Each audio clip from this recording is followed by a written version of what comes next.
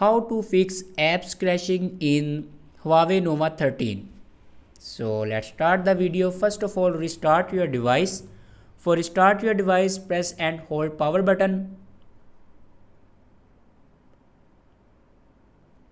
and then click on restart. After restart your device, then open and close apps.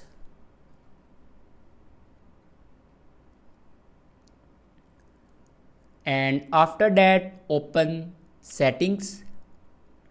In settings, scroll down in last and then click on system and updates. Now click on software update, and here you can check your latest version will be updated or not. If it doesn't update to latest version, then update it to latest version. After that, go back and then click on reset. On top you can see the option reset all settings. Now click on it, and here you can reset all settings.